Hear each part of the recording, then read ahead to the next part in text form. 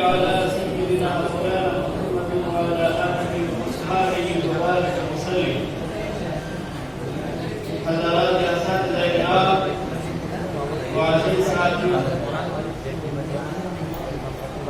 شہادت امام حسین رضی اللہ تعالی عنہ کا مہینہ اب ہر طرف چرچے میں شہادت امام حسین رضی اللہ تعالی عنہ اور حضرت امام حسین رضی اللہ تعالی عنہ کے نام کو زندہ کیا جا رہا ہے.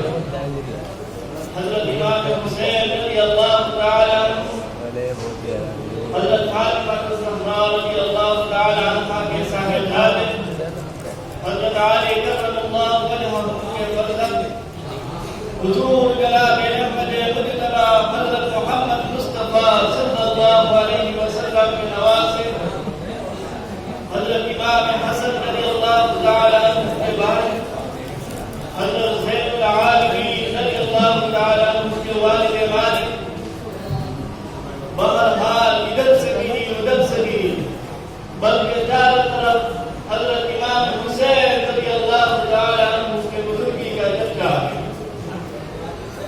اللہ تبارک و تعالی فرماتا ہے کہ اے حسین، نبی کی طرف سے فضیلت، علی کی طرف سے فضیلت، حضرت فاطمہ الزہرا رضی اللہ تعالی عنہ کی طرف سے فضیلت، فضیلتوں کے تو میرے لیے انبار ہے. اس مسافر کا راہ عشق میں لٹنا دیکھو، اس مسافر کا راہ عشق میں لٹنا دیکھو، سارا سامان کو مثل سامان ہو جائے. حضرت امام حسین رضی اللہ تعالی عنہ اپنے والد اللہ تبارک و تعالی فرماتا ہے کہ اے حسین، تیرے لیے تو فضیلتوں کے انبار ہیں، لیکن ہم تو تحفہ لینا چاہتے ہیں اور تجھ سے اچھا کون ہوگا؟ تمہیں ہی سب سے زیادہ فضیلتیں حاصل ہیں.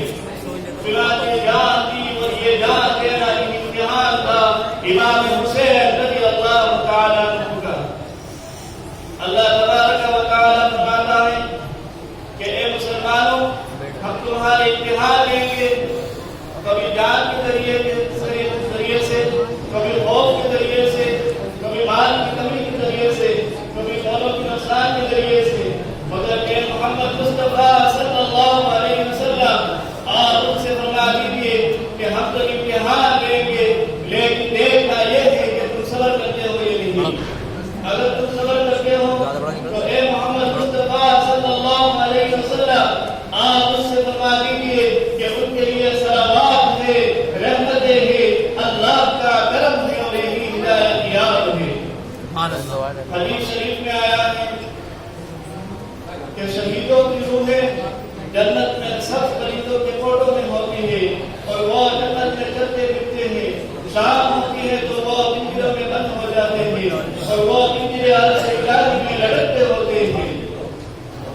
سامعین کرام، پہلے زمانے کے راجا، مہاراجا اور نواب اپنے سرانے بلبل طوطا بینا رکھا کرتے تھے اور ان سے باتیں کیا کرتے تھے اور اپنا دل بہلاتے تھے.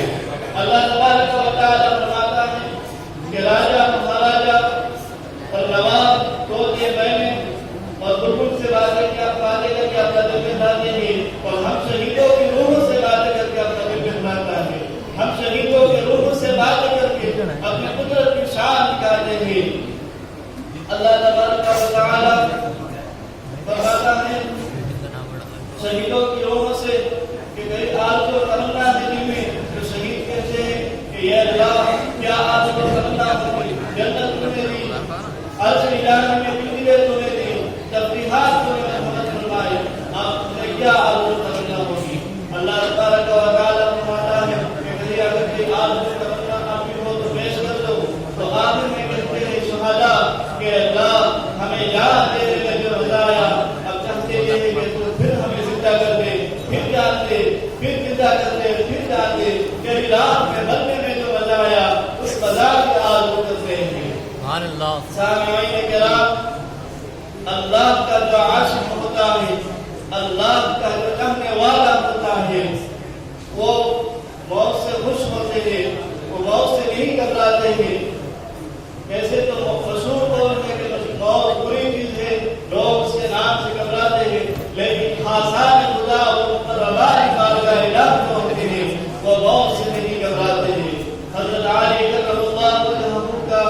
ارشاد ہے کہ لا ابالی سقطت علیہ الموت سقطت علیہ الموت، میں موت پر گر جاؤں گا یا موت میرے اوپر گر جائے، مجھے اس کی پرواہ نہیں ہے۔ کیوں؟ اس لیے کہ مشہور قول ہے الموت جسر یوصل الحبیب الی الحبیب، موت ایک پل ہے جو دوست کو دوست سے ملا دیتی ہے۔